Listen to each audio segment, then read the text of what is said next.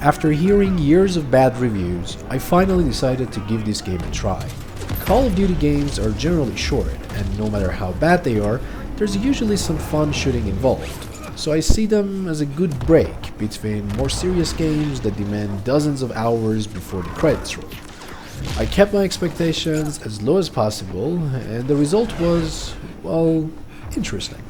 Well, let's get into it. The story of Vanguard feels like a corny American action movie from 2 decades ago, full of awful one-liners, characters trying way too hard to be badasses and usually failing, and an overload of woke material that didn't sit right with me.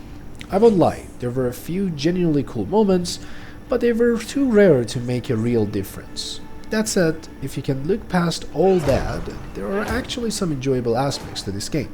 Gameplay-wise, it's exactly what you'd expect from an arcade shooter with Call of Duty slapped on the cover. You get around 20 different weapons to choose from, and if you're like me, you'll find your favorite early on and stick with it for the rest of the campaign. The AI though was embarrassingly bad.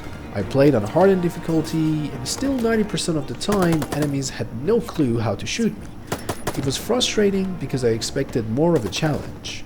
Another annoyance was how the FOV, or field of view, and movement speed kept changing whenever I entered or exited a building. I'm not quite sure if this was for dramatic effect or some other reason, but to me it was just another unnecessary hassle. That said, the core shooting mechanics still delivered that satisfying Call of Duty feel, something very few games get right. Combine that with gorgeous cinematics, and you've got the main reasons anyone would return for another COD campaign. Now, speaking of visuals, the graphics were stunning, and it's clear that about 80% of the budget went into cutscenes.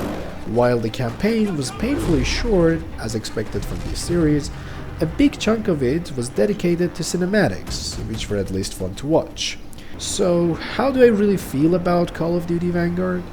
I went in with rock-bottom expectations, especially after suffering through MW3 and the soulless Black Ops 6.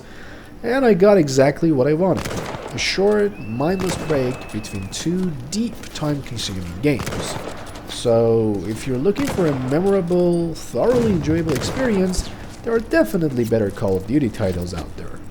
But if, like me, you've already played most of them and just need a palate cleanser from the life-devouring RPGs you usually grind through, Vanguard isn't a terrible choice. Now, hope you enjoyed this review. Let me know your thoughts in the comments. Until the next time, take care of yourselves. Bye bye.